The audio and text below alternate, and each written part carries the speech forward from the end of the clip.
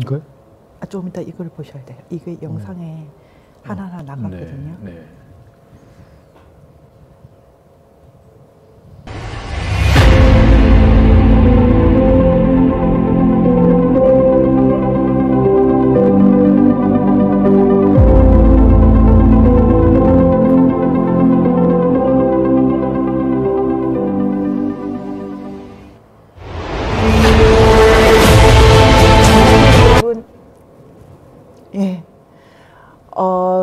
도태우 변호사님, 우리 그리고 법치자유민주연대 도태우 대표님과 오늘 매우 중요한 경과보고를 위해서 저희가 생방송을 진행합니다. 안녕하세요. 안녕하십니까. 지금 뭐 헐레벌떡 뛰어오셨어요. 네, 네. 오늘 뭐 특별한 일이 있습니까? 여리고 함락작전이라고 해서 어제 일요일부터 이번 토요일까지 그 청와대 주위를 돌면서 마치 여리고성 함락처럼 이렇게 기도회를 하는 팀이 있는데 거기서 이렇게 찬조 연설을 부탁해서 갔다 왔습니다. 제가 도 변호사님 시간에 맞춰서 못 오시는 걸 거의 본 적이 없는데 결국 안 나타나시면 국사를 도모하시느라 바쁘시니까 제가 우리 MPK를 지키겠다 이렇게 생각하고 혼자 진행하려고 했어요. 그렇죠. 네, 와야죠. 네. 혼자 진행하지 않게 돼서 너무 다행인데요. 네. 오늘은 법치와 자유민주연대 1년 그리고 세계인권선언 70주년. 세계인권선언은 정말 중요한 선언이죠. 네. 어떻게 설명이 되겠습니까? 뭐 인권 선언에 대해서는 사무총장님이 더 전문이실 것 같은데, 네, 아까 늘 이렇게 저한테 미루는 그런 상황이 있어요. 세계인권선언, 70년 전 대한민국이 탄생한 그 해이기도 한데, 네. 그때 유엔이 처음으로 유엔에서 세계 모든 사람, 수십억의 인간 한 사람 한 사람이 양도할 수 없는 천부 인권을 갖고 있다고 이렇게 딱 선언을 한 날이에요. 네. 근데 70년 지나서 봤을 때 그 당시하고 지금하고 우리 한국 사람들의 인권이 정말 엄청난 수준으로 신장이 되었는데 참 마음 아프게 생각하는 것은 북한 사람도 그렇게 된 것 같습니까? 네. 뭐 그건 너무 참혹하죠. 어떻게 보면은 그 45년 일제의 그런 그 말기에 폭압이 있었다 하더라도 지금 북한 체제가 가하고 있는 정도의 그 인권 유리는 비교할 수 없는데 너무 참혹한 상황입니다. 70년 전 인류 사람에 비교해서 그 상황이 훨씬 나빠진 경우가 아마 북한에 살아가고 있는 사람들이 아닌가.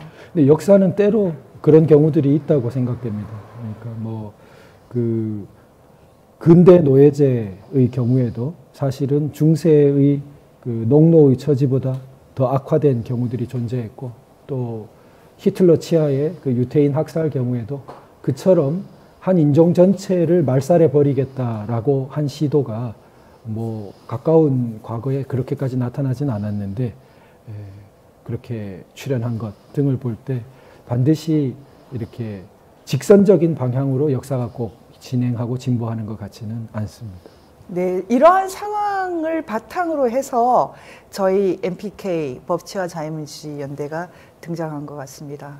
그렇다면 저희가 오늘 이 시간을 통해서 지난 1년간 우리가 MPK 법치와 자유민주연대가 본격적으로 한국의 새로운 패러다임을 만들어내는 그런 역사를 쓰기 시작하고 나서 어떤 일을 했는지 10가지를 추렸어요. 네. 반드시 중요도로 추린 것은 아니고 시간상 중요한 그런 것도 있고 여러 가지 이제 종합을 해서 뽑았는데요. 그럼 저희가 영상을 통해서 10번째부터 보여드리고 얘기를 계속 나누겠습니다. 네, 지금부터 10번째 주십시오.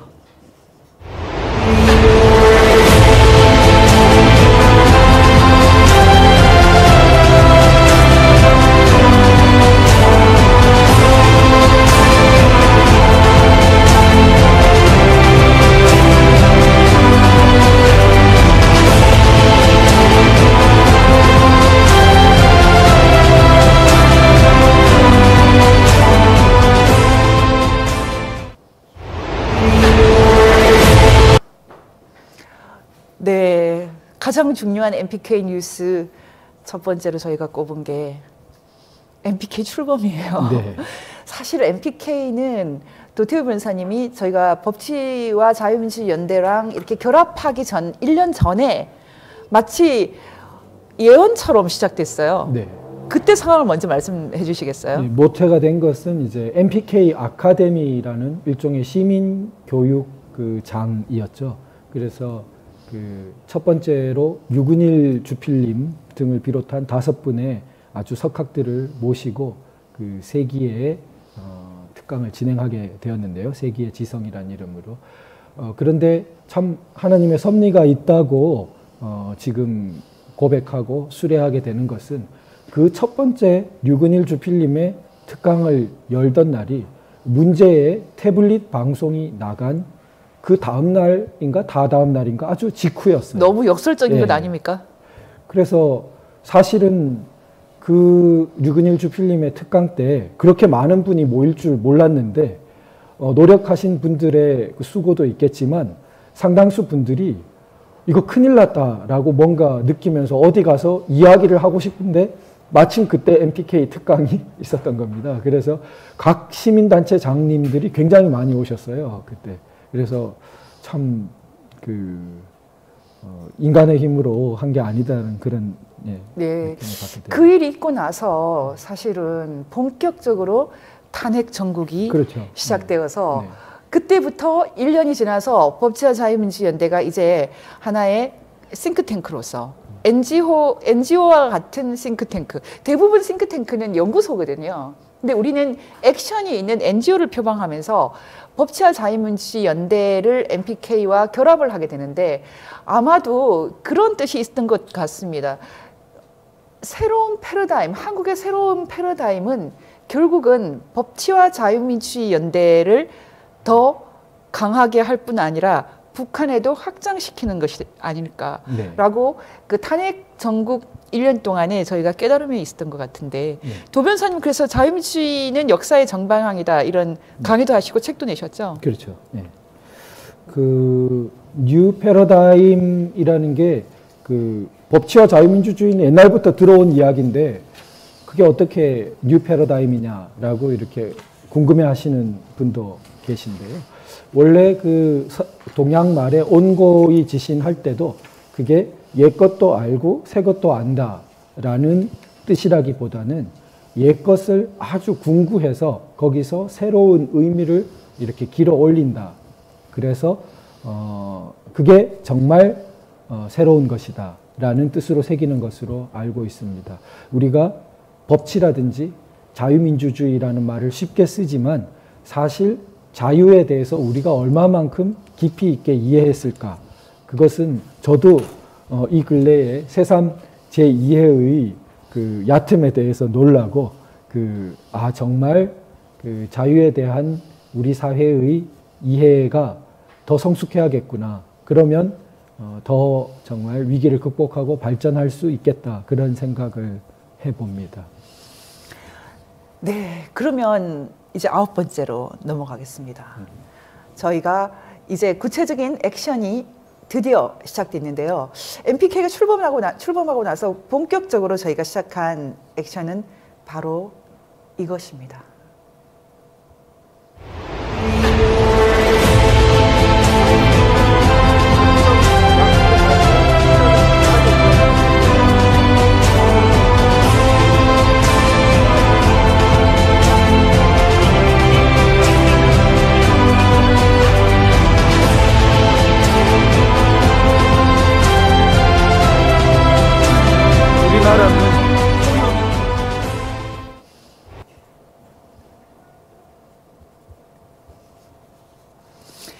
네, 공권력에 의한 민간인 기부자 불법 네. 사찰 및 블랙리스트 대책위원회. 네.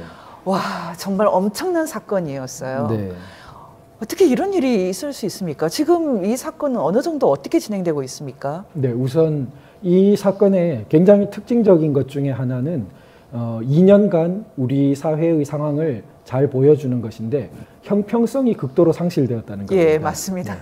그래서 이 소위 태극기 집회에 후원을 한 사람들에 대해서는 4만 명이라는 설도 있고요. 6만 명, 네. 6만 명 얘기도 그래서 있었어요. 몇만 명이라는 계좌에 대해서 추적 조사가 들어갔다는 것인데요. 그 반면 그들이 100만이라고 자랑하던 촛불 집회에 대해서는 수사를 하지 않았다는 거죠. 예. 그래서 핑계라고 말하는 것은 그들은 민노총 회원이기 때문에 불법 모금 사실이 없다는 아주 모순된 이야기입니다. 100만 시민의 자발적인 참여를 주장하던 것과는 영 딴판이죠. 이제 귀에 걸면 귀걸이, 코에 걸면 코걸이. 예, 자의적인 법 집행. 아주 그 또 2년간에 굉장히 그 문제가 많이 되고 있는. 두 변호사님 받으셨어요? 저도 예, 물론 그 통보를 받았습니다. 저도 받았어요. 야, 정말 이거 어떻게 우리가 이제 누구를 믿고, 그러면 정말 태극기를 든 사람들은 이 나라 백성이 아닌, 국민이 아닌 걸로 바뀐 겁니까? 그런데 이제 우리가 그 금융기관과 기초적인 그 조회를 통해서 아주 그 금융거래 자체를 다 뒤졌다는 것은 아닌 것처럼 조금 확인되고 있습니다. 그러니까 개인정보 부분이 이렇게 보고된 것으로 개인정보 중에 그러나 민감한 경우에는 직장까지 일부 보고된 사례가 있었습니다. 그 외국인도 있었어요. 네. 예. 그래서 그런 부분을 너무 쉽게 생각하는 것이 우리 그 87년 헌법 이래로 인권 의식이 강화되고 수사에서 적법 절차가 중시되던 흐름과는 너무 반대 방향으로 간 것이고 탄핵 사태 이래의 그 경향을 굉장히 보여주고 지금은 어느 정도 진행이 되어 있습니까? 예, 그래서 지금 그 민사 재판 절차라는 것이 원래 굉장히 띄엄띄엄 굉장히 느리게 진행되는데요. 우선 첫 번째 단계가 담당 검사가 누구인지를 알지 못했습니다. 그래서 검사를 피고로 잡으면서도 경찰과 검사와 대한민국 이렇게 세 피고가 있는데요. 검사는 성명불상, 우리가 이름을 알 수 없다. 이렇게 이제 냈죠. 통보서에는 담당 경찰만 적혀 있었기 때문에요. 예, 그 경찰이 이동우 예, 씨인가요? 이동우 너무 유명한 분이 됐어요. 네. 그런데 그 검찰의 이름을 알기 위해서 이제 경찰에다가 사실 조회를 처음에 냈더니 그럼 당연히 알아야 되지 않겠습니까? 자기 수사 지휘를 한 검사인데 기록이 다 이관됐기 때문에 모르겠다고 답이 오는 겁니다. 그러면 사실조회를 또 새로 내야 되는 거죠. 검찰청으로. 그래서 담당 검사를 아는데 벌써 4, 5개월이 가버립니다. 민사재판이 곧잘 이런 식인데요. 그런데 마침내 그 담당 검사로부터 며칠 전 답변서가 왔습니다. 그래서 그게 이제 처음 가동의 이제 시작일 텐데요. 그 검사님은 아직도 사태를 조금 쉽게 생각하고 계세요. 그래서 뭐가 잘못됐지 이런 느낌이에요. 그러니까 그분 답변서 그 주된 논의는 당시 태극기 집회의 주최자들이 이제 기부금품법 위반 여부를 조사하기 위해서 회원으로부터 모집하면 위법이 아니고 회원이 아닌 데로부터 다량의 금액을 모집하면 위법이 되기 때문에 회원 여부인 걸 확인하기 위해서 그렇게 영장했다. 그렇게 이제 말하고 있습니다. 사실 이게 엄청난 침해고 더 중요한 것은 뭐라고 그래 이걸 위축시키는 거죠. 그럼요. 예, 네. 엄청난 위축. 그러니까 태극기 세력을 어떻게 보면은 저항 세력으로 보고 저항 세력에 대한 뭐 엄청난 수준의 압박이라고 보여지는데요. 네. 이 사건은 좀 길게 가져가야 되지 않을까 그렇죠. 네. 싶습니다. 네. 어떻게 하실 계획인지 조금 설명해 주시겠어요? 네. 예, 이게 그 오늘 그 변희재 씨 공판을 보더라도 결국 2년 실형을 내리고 불구속 그나마 재판을 하던 황의원 씨 경우에도 1년 실형으로 법정 구속이 되고 그 다음에 이우희 기자가 징역 6월에 집행유예 2년 마지막 막내 기자까지도 벌금형. 그래서 모두 유죄를. JTBC라는 우리나라 굴지의 거대 언론사가 미디어 워치라는 기자 3명과 대표 1명의 영세한 언론사를 상대로 고소를 해서 결국 그 언론사는 문 닫으라는 이야기죠. 지금 대표는 2년, 그 다음 대표는 1년, 기자 2명 각 그렇게 형을 때리는. 그게 태블릿에 대해서 문제를 제기했다는 이유 때문입니다. 아예 암살을 하는 경우 말고는 제가 들은 가장 심각한 인권 언론 자유 침해인 것 같습니다. 만약 이 상태가 계속 가속화되면은 한국의 법치와 자유민주주의 후퇴는 불가피하지 않을까 싶은데. 굉장히 위태롭지요. 우리가 일상생활을 살 때는 잘 느끼지 못하지만 예를 들어 우리가 모르는 새에 서버 기지가 폭파됐다. 그러면은 우리가 멀쩡하다고 생각하고 있던 자료들이 순식간에 다 날아가는 것 아니겠습니까? 마치 우리가 신경 쓰지 못하는 틈에 법원이 장악되고 나면 마치 서버 기지가 폭발되는 거랑 마찬가지로 손쓸 수 없는 사태가 그 다음엔 오는 거죠. 그런데 지금 변희재 씨 재판 같은 걸 보면 법원이 굉장히 위축되어 있다. 혹은 법원의 일부는 굉장히 정권에 의해서 휘둘리고 있다는 느낌을 지울 수가 없습니다. 과연 그 사법부가 어느 정도로까지 독립적인 판단을 한 것일까? 왜냐하면 그 재판에서 심수미 씨는 너무 명백한 위증을 해서 고발도 되었지만 요즘 방송도 잘 안 나온다고 듣고 있습니다. 그 위증 혐의가 너무 명백했거든요. 그러면은 고소인 측에서 그렇게 명백한 위증을 자기가 재판장으로 있는 재판에서 했는데 오히려 피고소인들에게 그렇게 큰 불이익을 준다는 것은, 그리고 연장해 달라고 했는데도 기어이 그 선고 날짜를 연기해 주지 않고 구속기간 만료 직전에 실형을 선고한 것입니다. 법치가 이 정도까지, 검찰, 판사가 이 정도까지 불신을 받는다는 것은 사실은 야만의 시대가 왔다는 거죠. 저는 그러나 그 전체로 법원을 이렇게 매도하는 것은 늘 너무나 삼가고 있습니다. 왜냐하면 법원 전체를 불신에 낙인을 찍는 것은 어떻게 보면 이 땅의 법치와 대한민국 체제를 파괴하고 싶어하는 사람들이 노리는 수라고 생각됩니다. 그들은 거리낄 게 없죠. 법원 전체를 불신으로 몰아가 버려야 어떻게 보면 마음대로 더 인민재판을 할 수 있는, 자기들 뜻대로 하는 법치 파괴의 세상이 되겠죠. 판사님들은 한 분 한 분이 다 개별적으로 독립적으로 굉장히 중요한 분들입니다. 각자 깨어나시길 바랍니다. 두려워하지 마시고 정말 우리나라의 법치를 지킨다는 사명감을 갖고 얼마 전에 있었던 울산지법 김태규 부장 판사님처럼 좀 제발 깨어나시기를 바랍니다. 그럼 저희가 다음 순서를 보겠습니다. 짠, 8번째입니다.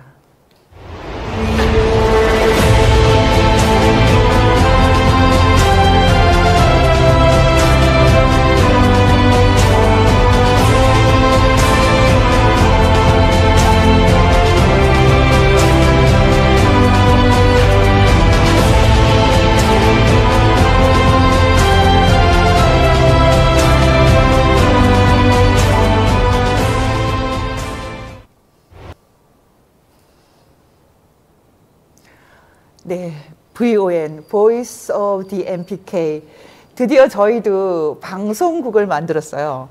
그런데 저희 방송국을 과연 어떻게 운영하고 있나, 제가 오늘 이 시간을 통해서 좀 비밀을 알려드리고 싶어요. 어떻게 운영하고 있나. 네, 저희는 주식회사입니다.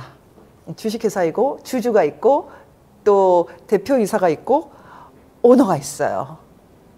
굉장히 새로운 시스템인데요. 저희가 MPK라는 이 조그만한 NGO, 싱크탱크형 NGO에서 어떻게 주식회사를 만들었나 좀 재미있는 일이기도 한데, 제가 간단히 설명을 해드리면 이렇습니다. 얼마 전에 조금 전에 제가 설명했던 것처럼 그 국민기대를 통해서 지금 검찰에서 저희에게 엄청난 압박을 줬는데, 이렇게 기부금법을 쫓아서 일을 하다 보면 정말 해석이 너무 분분해서 잘못하면 전부 범죄인이 될 것 같은 위기가 오는 거예요. 그래서 제가 도대체 이 사태를 우리가 극복하는 방법은 무엇일까? 그러면 이제 우리는 기부금법이 아니라 상법으로 그냥 가겠다, 이렇게 생각을 하고 저희가 과감하게 주식회사를 만들어서 사람들을 뽑고 또 세금을 아주 대폭 내는, 아마 저희처럼 세금을 많이 내는 NGO는 아마 존재하지 않을 거라고 생각합니다. 근데 저희는 뭐 증여세도 다 내고 굉장히 철저하게 이렇게 아예 세무사를 고용을 해서 매달 이렇게 비용을 주면서 충분히 세금을 내면서 상법에 의거해서 일을 하기로 결심을 했어요. 그게 참 속 편하다. 차라리 돈 내고 속 편하게 일하자. 또 이런 것도 있지만 또 하나는 개인적으로는 저희가 계속 후원을 해달라는 얘기를 잘 안 하는 그런 좀 특이한 NGO인데 안트로프리너십 그러니까 기업가 정신이 NGO에도 필요하다고 생각합니다. 저희가 하는 일이 가치가 있으면 이 가치에 투자할 분들이 있다고 생각을 해서 저희가 방송국을 주식회사로 만들고 나서 참 잘했다는 생각이 드는데 어떻게 생각하세요? 네, 이 뭐 VON 사무총장님이 아주 혁혁한 이렇게 그 공을 세우신 거라고 생각됩니다. 그 기존 우파 유튜브 그 각 방송들이 없었으면 이 암울한 시기를 어떻게 헤쳐나갔을까 요즘 이렇게 회상하는 분들이 많이 있는데요. 그 펜앤마이크는 또 기존의 대형 언론사 같은 데들을 좀 대안적으로 대체하는 보이스 오브 아메리카랑 펜앤마이크의 뉴스가 사실은 방송 뉴스에 대한 갈증을 어느 정도 대안적으로 좀 풀어주고 있죠. 그런데 저는 기업가 정신하고는 조금 이제 다른 각도에서 개척 정신 뭐 비슷합니다. 파이오니아. 뿌리로 보면은 개척 교회, 개척 정신, 개척지 이런 정신을 좀 강조하고 싶습니다. 그래서 우파 유튜브 방송이라는 것도 각각 미개척지의 개척자들이고 우리 VON도 하나의 개척 교회처럼 새로운 미답지를 향해서 떠났다고 생각됩니다. 그것은 뭐 기존 세계적으로 보면 선례가 전혀 없는 것은 아니겠지만 싱크탱크와 결합된 방송. 그래서 펜앤마이크처럼 뉴스를 한다든지 더 기자가 많다든지 이런 시스템은 못하지만 꼭 필요한 어떤 정론은 방향을 잘 제시하려고 노력하는. 그래서 거기에 대해서 물론 좀 저 자신도 그렇고 오락성 기능이 좀 떨어집니다. 재미는 좀 없는 편이에요. 좀 부탁드리고요. 네. 제가 조금 전에 사실은 이제 머리를 다듬으러 갔는데 그 남자 분이었어요. 머리 자르시는 분이. 근데 나라가 너무 걱정된다고 얘기하시면서 요즘에 TV를 잘 안 보는데 유튜브를 본다고 그러시더라고요. 그래서 유튜브 뭐 보세요? 그랬더니 신의 한 수 그러더라고요. 그래서 그럼 펜앤마이크도 좀 보세요. 그랬어요. 그랬더니 그런 것도 있어요. 정규재 선생님이 하시는 건데 정규재 처음 들어봤다고. 제가 그때 VON 얘기도 못 꺼냈어요. 제가 VON이나 정규재 TV만 해도 아직까지 아방가르드구나. 그런 면에서는 신의 한 수가 대단하다 이 생각을 조금 했는데 지금 완전히 대중적인 레벨까지 내려가기에는 시간도 걸리고 노력도 걸리고 오락성도 좀 필요하지만 제가 처음에 저희 스태프들하고 얘기를 할 때 돈 못 버는 유튜브를 하자 3년 동안 이렇게 얘기했던 게 지금 한국에 정말 정론 기능이 다 무너졌어요. 예전엔 KBS가 정론 기능을 했기 때문에 저희가 시청료를 내지 않았습니까? 근데 지금 가장 반역적인 일을 다 공중파에서 하고 있어요. 이 정도면 거의 점령지가 아닌가 싶을 정도인데 이 시간을 정말 어떻게 인천 상륙 작전을 통해서 넘어갈까? 제가 탄핵 사태가 터졌을 때 사람들에게 막 이렇게 선전선동했어요. 모두 1인 방송국을 하십시오. 2년 동안 있었던 일들은 아마 제가 생각할 때는 그렇습니다. 지금까지 이 태극기 물결뿐만 아니라 탄핵으로 많은 분들이 고통을 당한 그 결과로 많은 사람들이 이렇게 각성하게 된 것. 그리고 유튜브의 엄청난 노력 이런 것들을 저희가 좀 귀하게 생각을 할 수 있을 것 같습니다. 앞으로는 아마 더 뭐 다른 차원이 될 것 같고요. 이제 저희도 구독자가 많이 넘었어요. 저희도 이제 열심히 뛸 거예요. 내년 말에는 10만은 될 것 같습니다. 네. 열심히 하겠습니다. 네, 7번째 보여주세요.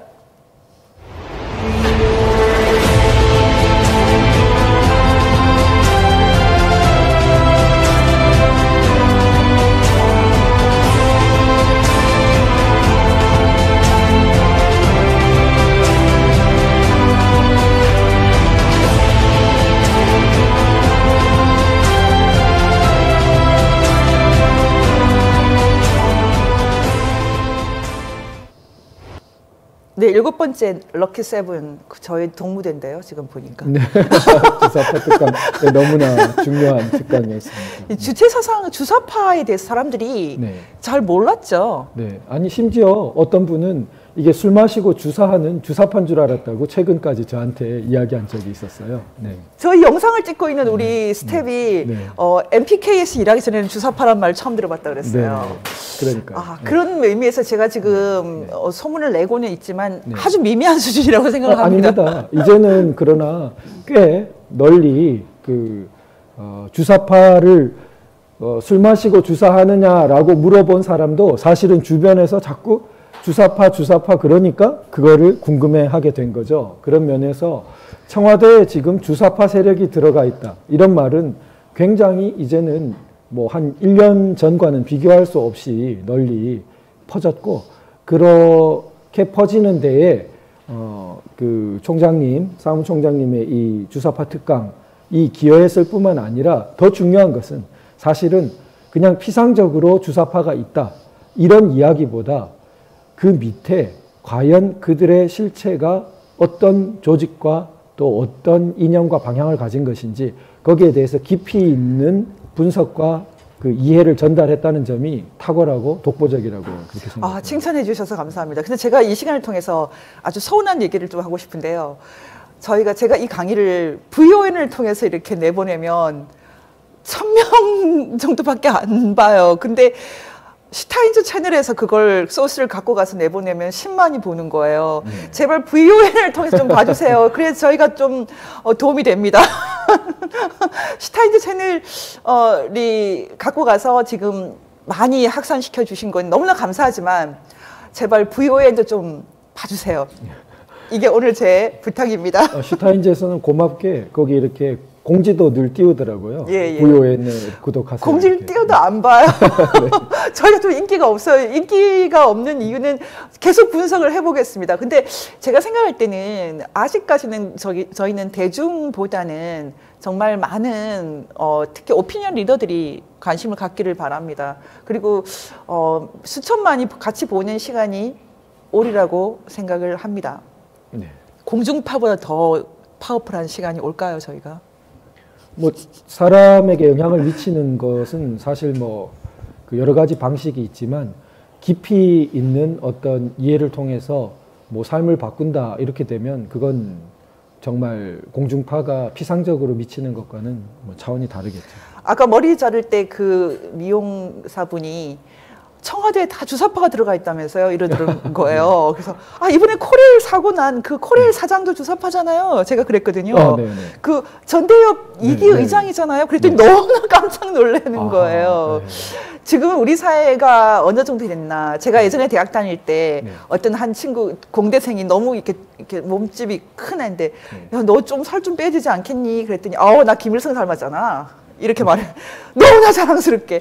그 세대가 지금 그 친구가 지금 이제 50이 됐으니까 각 영역에서 지휘봉을 잡고 있는 거죠. 네.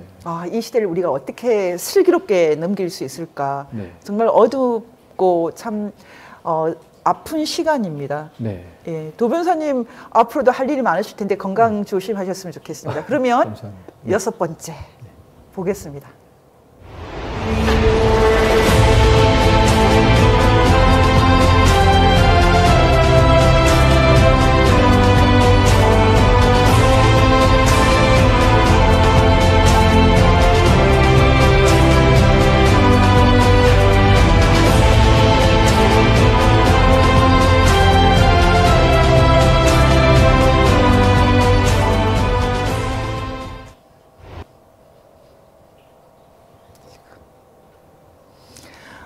판문점 선언 비준이 그 얼마나 중요한지 대중적으로 많이 알려져 있지 않은 것 같아요. 네.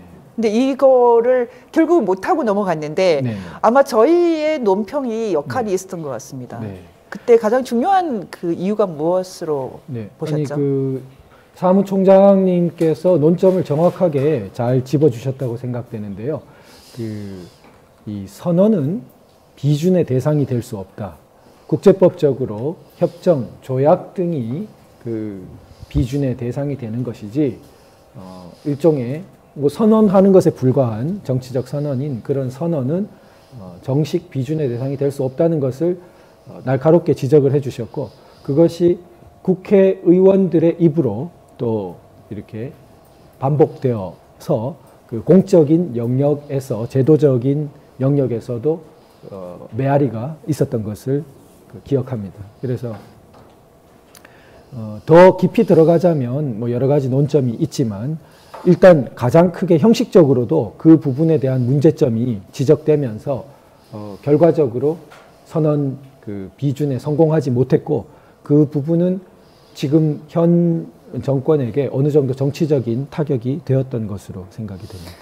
하지만 비준 상관없이 계속 뭔가 하려고 하고 있지 않습니까? 그렇죠. 지금 답방 추진 얘기도 많이 나오는데, 네.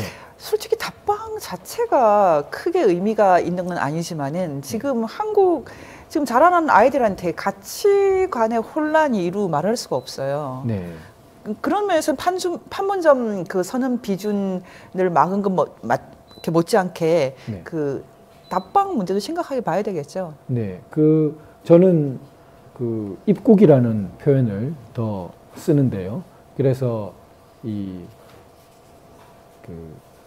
여러 가지 알려진 것 중에 조금 덜 알려진 것이 국내법적으로 명확하게 처벌 대상이라는 겁니다. 그러니까 실정법 위반이라는 거죠. 예. 김정은은 국제형사범죄법이라는 우리나라에 시행 중인 그 법의 전쟁범죄 반인도 범죄법 위반의 현행범이기 때문에, 또 일반적인 외국 원수로서의 면책 특권 주장도 헌법 질서에 맞지 않고요. 그렇다면은 그것을 자의적으로 그냥 정치적으로 덮고 넘어간다라는 것은 법 집행의 권위를 다 잃어버리는 거죠. 사실 집행하고 적용하고 싶으면 적용하고, 권력기관이 적용하고 싶지 않으면 안 적용하는 그 법을 누가 자발적으로 따르겠습니까? 그래서 그런 법 일종의 질서의 저는 혼란과 붕괴를 가져온다라고 생각되기 때문에 막아야 된다고 생각되고요. 그럼에도 강행을 한다면 결국 근본적인 대립을 격화시켜서 자신들의 몰락을 재촉할 뿐이라고 생각됩니다. 네, 지금 판문점 선언 그 비준에 대해서 문제 제기하고 이런 것은 대부분이 이 MPK 논평을 통해서 하고 있습니다. 그리고 매주 월요일마다 이렇게 쉬지 않고 하고 있는 MPK 월요 공개 강사가 이런 이제 그 구체적인 설명을 하는데 굉장히 큰 역할을 하고 있는데요. 저희가 이제 월요 공개 강좌는 다음 주 한 번 더 하고 한 3주 정도 쉬겠다, 방학하겠다 이렇게 말씀드렸더니 너무 실망을 하시는 거예요. 그래서 야, 이렇게 공부 열심히 하시는 분들 처음 봤어요. 거의 20주 내내 빠지지 않고 오신 분도 있어요. 그렇죠. 저희가 개근상을 꼭 드려야 될 것 같습니다. 그러면 이제 5번째 보겠습니다.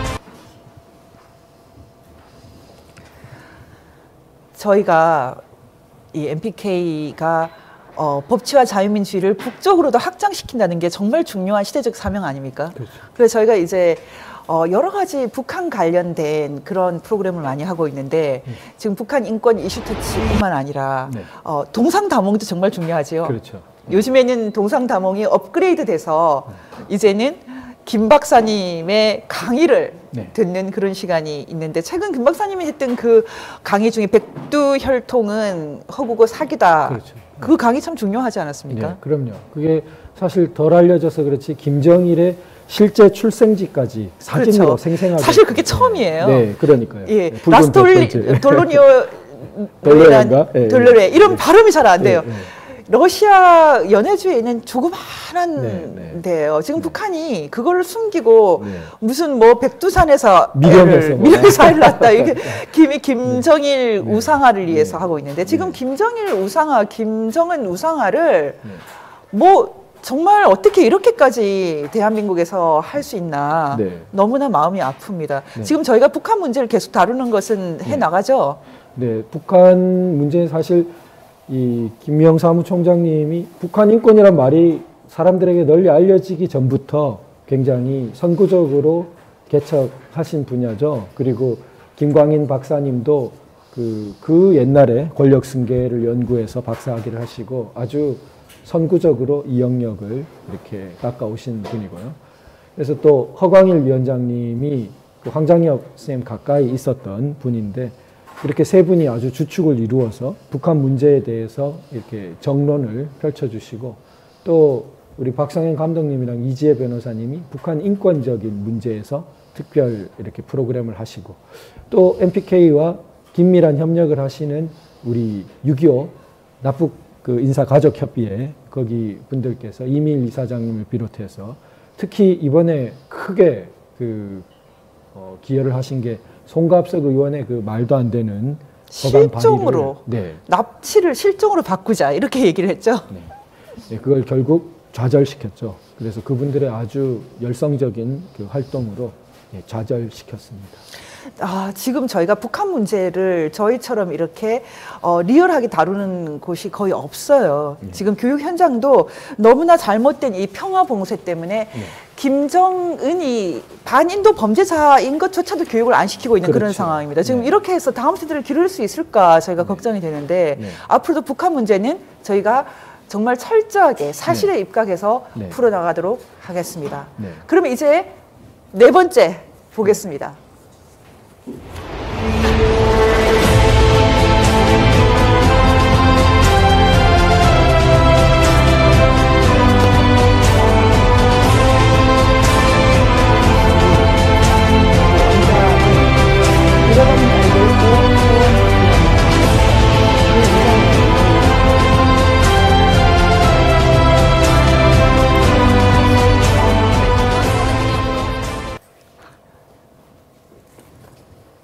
영화 출국에 대한 부분도 참 우리 김명 사무총장님 저뿐만 아니죠. 인연이 많은 인연이 많죠. 아주 깊죠. 근데 이건 뭐 저뿐만 아니라 너무나 많은 사람들의 염원인데요. 이번에 근데 MPK에서 특별히 그 상영회를 저희가 마련한 게 좀 인상적인 일 아닙니까? 네, 또 그 고교 동문회에서 또 지원도 해주시고 용산. 이 영화를 이렇게까지 봉쇄하는 게 화이트리스트, 블랙리스트하고 비교할 수 있습니까? 네, 그러니까요. 뭐 심지어는 그 어떤 압력에 의해서 피날레 장면까지 뭔가 이렇게 수정이 있다는 말이 들릴 정도니까, 참 그 교묘하게 억압하는 그러한 그 수준이 가히 그 탁월성은 알아줘야 될 것 같습니다. 정말 뭐 내로남불이란 말은 의미가 없는 것 같아요. 지금은 블랙리스트로 사람을 저렇게 잡아놓고 블랙리스트로 정말 애매한 사람들을 몇 명이나 잡아넣었습니까? 그러면서 이건 블랙리스트, 화이트리스트라는 말로는 도대체 설명되지 않는 그런 일들을 지금 행하고 있습니다.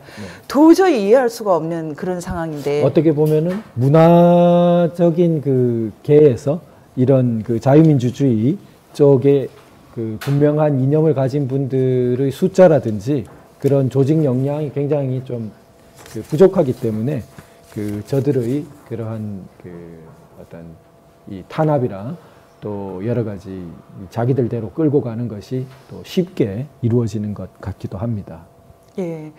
전방위적인 탄압, 전방위적인 문화 봉쇄, 이 끝이 어딜까? 저는 지금 이 제2의 6.25라고 생각합니다.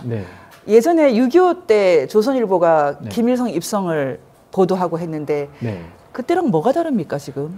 중요한 말씀 같아요. 그 사실 저는 다시 한번 그 6.25의 비극이 되풀이될 거라고는 생각하지 않습니다.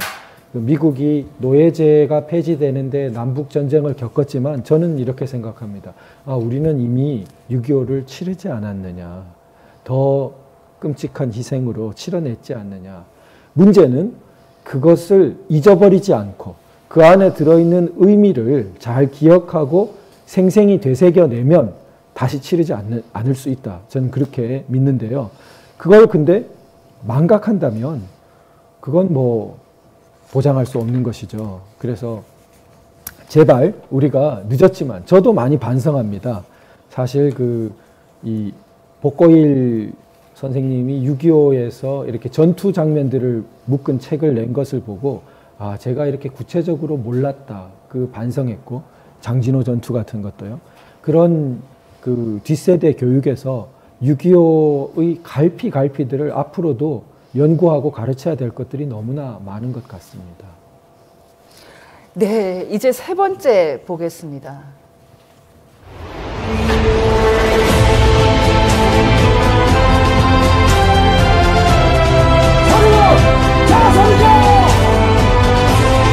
도망다리 서로하고 민주당은 사과하라!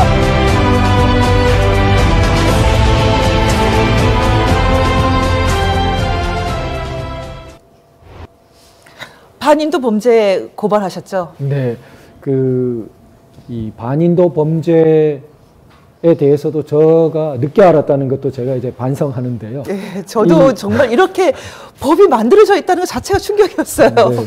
네, 너무 정말 축복이죠. 왜냐하면 우리 잘 아시지만 형법에서는 불소급의 원칙이 굉장히 강조되는데 나중에 법을 제정하려면 얼마나 저항이나 부딪히는 게 많겠습니까? 그런데 이미 우리는 2007년부터 이 법이 제정 시행되고 있고 2007년 이후의 악행들에 대해서는 아무런 변명이 필요 없는 거죠. 법은 시행되고 있었기 때문에. 그래서 하느님은 우리 대한민국에 벌써 전환기정이 법정을 예비해 두셨다. 그것을 할 법도 이미 다 만들어 두셨고 문제는 그것을 할 수 있는 인재들이나 또 여러 가지 사회적인 역량들을 이제 더 마무리 키워 올리시는 그런 과정이라고 보이고 반인도 범죄라는 것은 그 과정에서 너무나 중요한 키워드라고 생각됩니다. 국제형사범죄법, 줄여서 약칭을 그런데 사실 이 법은 좌파 인권운동가들이 주로 만든 거거든요. 네. 이게 진짜 아이러니 아닙니까? 그렇죠. 예. 노무현 정부 말기에 그 당시에 법무부 장관의 제안으로 정부 발의로 통과되었거든요. 제가 오늘 연설에서도 말씀드렸지만 만일 소위 종북 세력, 우리나라에 압력하고 있는 그리고 거기에 영향을 받고 있는 많은 정치 세력이 당시 이것이 김정은에게 적용될 거라는 그걸 조금이라도 기미를 알았다면 극구 막았겠죠. 예, 막았을 것 같아요. 네, 이거를 가지고 최초로 고소를 했는데 6.25 전쟁 납북자 문제는 6.25 전쟁 당시의 범죄지만 이거를 유엔 차원에서 로마 규약을 적용해서 이건 계속 범죄이기 때문에 이거 반인도 범죄로도 규정을 하게 됐거든요. 그래서 6.25 전쟁 납북자 문제가 현재도 진행되는 반인도 범죄 중에 굉장히 핵심적인 범죄인 거예요. 정치범 수용수도 그렇지만 피해자가 확실히 있기 때문에 그분들 입장에서는 고소하기가 너무나 적절한 법이었던 거죠. 그런 법이 이미 만들어져 있다는 것은 그 기적인데 어떤 면에서는 노무현 대통령께 감사드려야 될 일인 것 같습니다. 그런데 이런 부분이 주류 언론과 제도권에서 철저히 외면받고 있어요. 이게 우리가 고소를 한 지가 꽤 됐고 그 뒤로 유사 고소가 이어졌고 그리고 MPK나 관심 있는 분들은 기회가 될 때마다 이 법의 존재라든지 적용 가능성을 자꾸 말하고 있지만 너무나 주류 언론과 제도권에서 이렇게 외면하고 일부러 덮는 것 같은 느낌도 받습니다. 일부러 숨기겠죠. 네. 예, 그렇지만 역사가 손바닥으로 가려지는 건 아닐 테고요. 반인도 범죄, Crime Against Humanity라는 것은 유태인 600만 학살을 희생을 치르고 얻어낸 인류 역사상 가장 중요한 인권 규범이거든요. 사라지지 않습니다. 김정일, 김정은 두 사람은 유엔 차원에서 반인도 범죄자로 이미 규정을 한 사람들이고요. 그들이 했던 그 악행들이 언젠가는 명명백백하게 다 드러나지 않을까 싶습니다. 우리가 두 갈래길에 서 있는 것 같아요. 반인도 범죄를 반인도 범죄로 보고 그 처벌해야 된다고 생각하고 그런 사회로 살 것인가? 아니면은 최근 외신을 보니까 중국은 이제 규모상은 한술 더 떠서 신장 위구르 지역에 100만을 이런 수용소를 운영하고 집집 가정에 홈스테이란 명분으로 감시자를 보냈다고 하지 않습니까? 그런 반인도 범죄라는 걸 일상적으로 저지르는 체제, 그리고 거기에 대해서 처벌하라는 말은 끽 소리도 못하는 체제, 우리가 과연 어느 방향으로 갈 것인가? 우리는 심각한 분기점에 서 있는 것이고 답은 명확합니다. 우리는 인류 미래의 길인 반인도 범죄를 명확히 하고 반인도 범죄자는 처벌하는 그런 사회로 나아가야 되는 거죠. 올 한 해 동안 도태우 변호사님이 너무나 많은 고소를 했어요. 이러다가 고소하게 될까 봐 걱정되는데 가장 중요한 고소는 이것입니다. 두 번째 보겠습니다.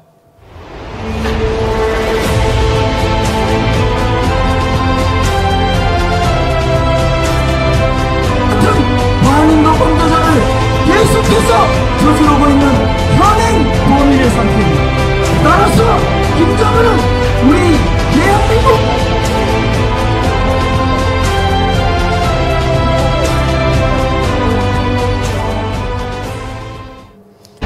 살아있는 현실 권력에 대항하여 여적죄 고발을 했습니다. 어떤 점이 여적이라고 생각하신 겁니까? 네, 앞서 말씀드린 것처럼 제가 별로 고소 이런 걸 좋아하지 않거든요. 그렇죠. 저도 알아요, 성격을. 그런데 문재인 대통령 당시, 지금은 대통령이라는 말을 붙이기도 거북하군요. 그분이 우리를 태극기 든 사람들은 국민 아니라고 생각하시잖아요. 네, 남북 군사 합의를 덜컥 체결한 거죠. 그리고 바로 여적죄 고소로 들어갔던 것인데요. 그 이전까지도 많은 일들이 있었지만 남북 군사 합의서 체결에 이르러서는 이것은 정말 끝까지 갔다, 이렇게 이제 생각하게 되었습니다. 비핵화에 대한 의미 있는 진전이 전혀 없지 않습니까? 네. 그렇죠. 지금 뭐 풍계리에서 뭐 이런 그것도 쇼에 불과하고 의미 있는 것은 사실은 이제 핵 장부 인벤터리를 내놓는다든지 네. 아니면 핵 일부를 외부로 반출을 해준다든지 이 정도 스텝은 해줘야지 이 사람들이 정말 비핵화 할 거구나 이렇게 생각하게 되는데 그런 종류의 의미 있는 행보가 전혀 없어요. 그렇죠. 그런데 왜 군사는 이렇게 먼저 앞서가는 걸까요? 그러니까요. 우리의 일방적인 무장 해제, 방어적인 무력의 해체, 그것은 너무나 위험한 도박이죠. 단순히 적국의 선의를 믿는다. 이것은 대통령 한 사람이 행사할 수 있는 권한의 범위를 넘는다고 봅니다. 어떤 일말의 가능성이라도 유사시가 생겼을 때 그런 것을 위해서 군도 있고 계속 훈련도 하는 것인데 그 유사시를 대통령이 뒤에 자기가 잘못 생각했다, 후회한다, 이런 말로 그 결과를 덮을 수 있습니까? 전혀 책임질 수 없는 영역입니다. 제왕적 대통령이 아니라 여적 대통령. 그렇죠. 유사일의 처음이라고 보여지는데 이 상황을 어떻게 제1야당이 이렇게 무력하게 보고 있을까? 너무 네. 마음이 아픕니다. 그렇죠. 세비도 못 받는 MPK에서 늘 이거 지금 다 해야 됩니까? 이거 너무 걱정인데요. 네. 여러분 이제 MPK VON도 좀 도와주세요. 이제 저희도 도와달라는 얘기 좀 할게요. 여적죄, 저는 도 변호사님이 아이가 넷이 있고 막내가 지금 2살짜리예요. 도 변호사님이 아이들이 대한민국 국민으로 살아가야 되기 때문에 열심히 하시는구나 이런 생각도 가끔 그렇죠. 드는데 이 아이들이 이제 2살짜리가 이제 살아갈 세상이 더 나쁜 세상이 되면 안 되지 않겠습니까? 네, 우리가 정말 중요한 분기점에 서 있는데 이걸 잘 넘어가면 저는 업그레이드된 대한민국을 반드시 만든다고 생각합니다. 늘 잘 드는 예지만 유럽이 종교개혁 시기에 서로 전쟁을 하고 그 자체로 보면 비극이 많았지요. 그러나 그 밑에 깔려 있는 것은 참된 신앙이 뭔가라는 것에 대해서 개인이 굉장히 심각한 선택과 질문을 감당해야 했습니다. 그것은 만약에 결과적으로 지나 본다면 수백만, 수천만의 사람들이 그런 근본적인 질문을 대답하고 삶을 살아낸다는 것은 질적으로 다른 사회가 될 수밖에 없고 결국 이후 수백 년 세계 역사를 근대 유럽이 리드할 수밖에 없는 모태가 된다고 생각됩니다. 저는 자살하지 말고 죽지 말고 버티고 살아내길 바랍니다. 끝까지 살아내서 정말 이것이 전진을 위한 후퇴였음을 저희가 확인을 해 주기를 바랍니다. 그러면 이제 마지막 하나 남았습니다. 넘버 원 보여주세요.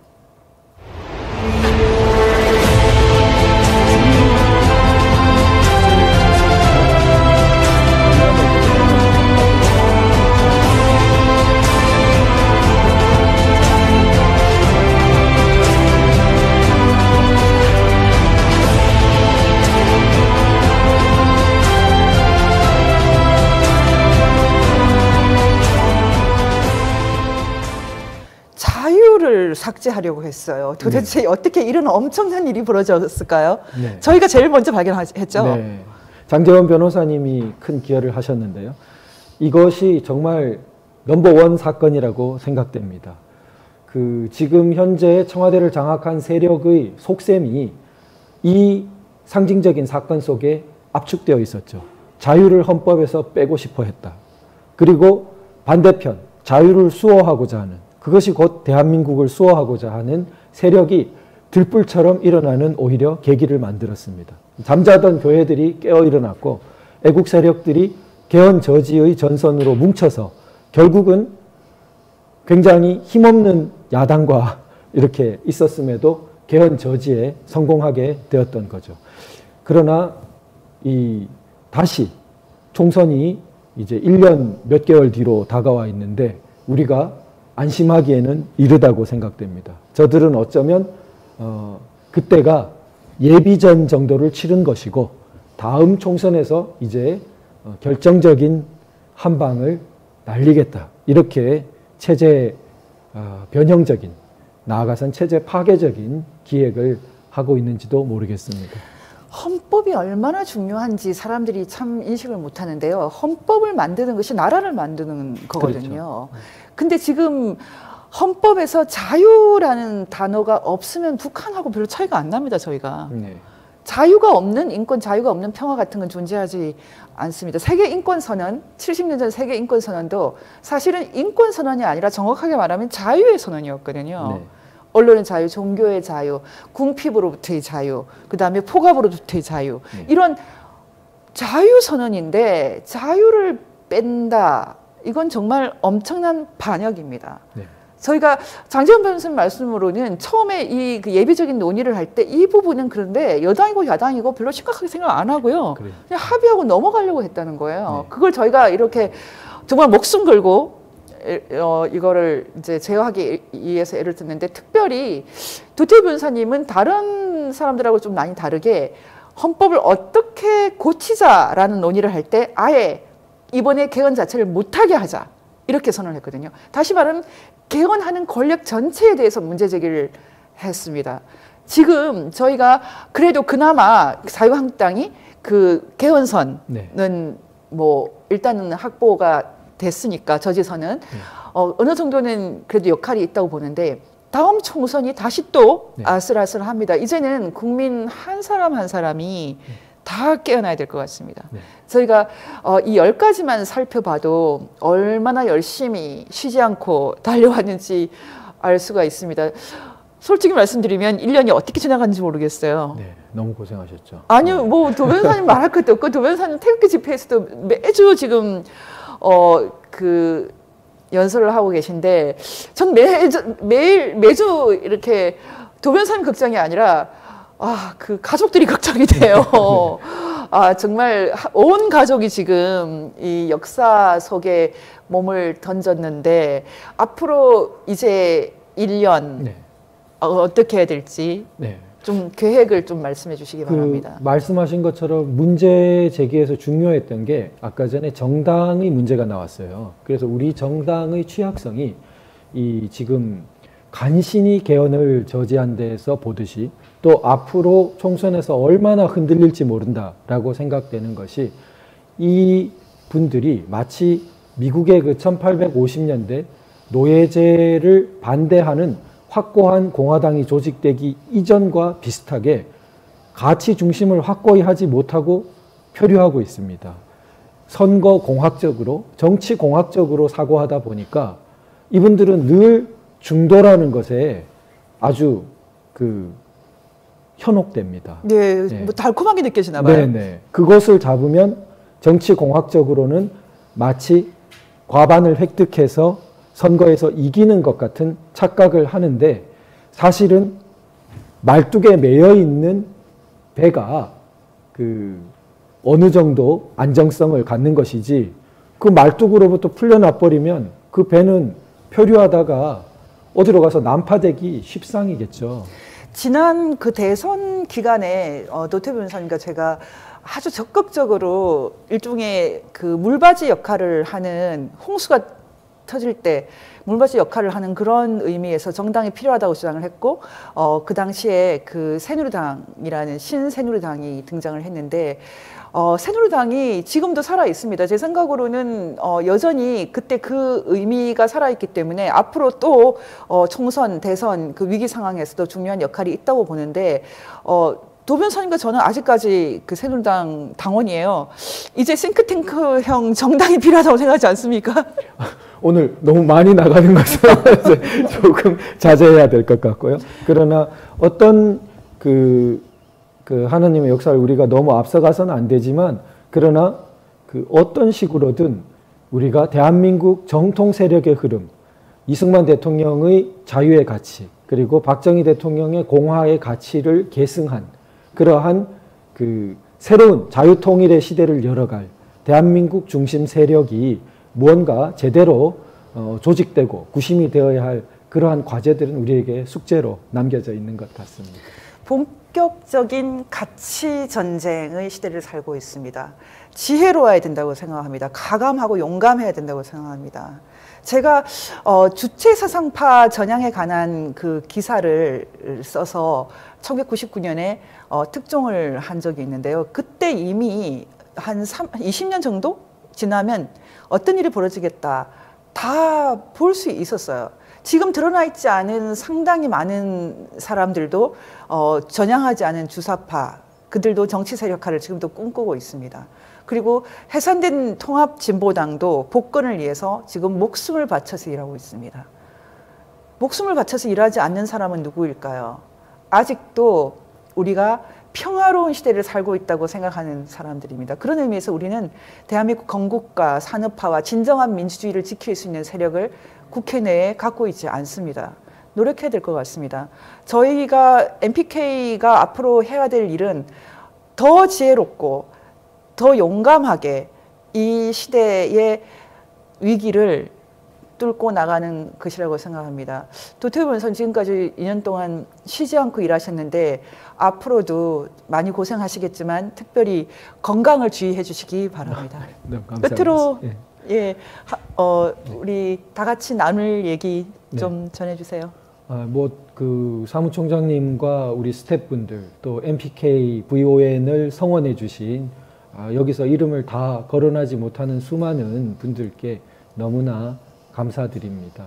그래서 우리가 지금 가는 길이 지금 당장은 어디로 가는 것인지 잘 이렇게 막막할 수도 있지만 우리 힘으로 우리 지혜로 간다기보다는 우리 애국가에도 나오는 하느님이 보호하시는 그런 섭리를 믿고 함께 잘 걸어 나갔으면 좋겠습니다.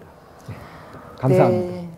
MPK에 이렇게 성원해 주시는 분 중에 제가 오늘 이 자리를 통해서 꼭 기억하고 싶은 한 분은 일용직 노동을 하시고 13만 원을 받아서 13,000원을 항상 저희에게 보내주시는 분이 있어요.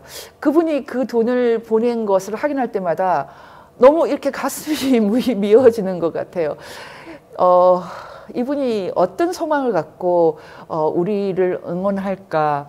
저는 정말 나라가 이렇게 되면 못 가진 사람들이 더 고생하는 거를 알고 있어요. 가난하고 못 사는 사람들이 살았던 동네에서 제가 자랐는데 우리나라가 잘 될 때 그분들이 잘 됐었어요.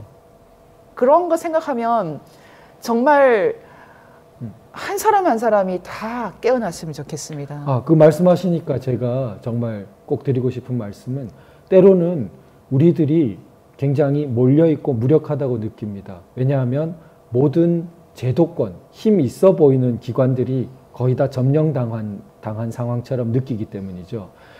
한때 제도권에 계셨던 분들은 은퇴하신 경우들이 많고요. 그래서 이걸 어떻게 헤쳐가나, 우리가 너무 힘이 없는데, 이런 생각을 하실 때가 많을 텐데, 저는 그렇게 생각합니다. 크게 두 축이 있는데, 헌법과 자유민주주의 법률 체계가 아직은 우리 편입니다. 저들이 그것을 다 바꿔놓지 못했습니다. 더 바꾸기 전에 우리가 일어나야 되고요. 그리고 두 번째, 제도권은 저들에게 상당히 점령당해 있는 형국이지만 저는 보통 국민들은 그렇지 않다고 생각됩니다. 이 생활 속에서 살아가고 있는 보통 국민들의 건전한 상식은 절대 아직 저쪽에 다 넘어간 상황이 아니라고 생각됩니다. 이 분들의 각성을 우리가 일깨우고 건전하게 그 연대를 함께 한다면 반드시 잘못된 경향을 극복하고 우리 좋은 나라의 방향으로 세워갈 수 있다고 그렇게 생각됩니다. 여러분 끝까지 사셔야 돼요. 힘내서 사셔야 됩니다. 너무 화를 내지 마시고 편안하게, 하지만 희망을 갖고 끝까지 함께 싸웠으면 좋겠습니다. MPK가 대한민국이 다시 살아날 때까지 같이 하겠습니다. 감사합니다. 감사합니다. 수고하셨습니다. 수고하셨습니다.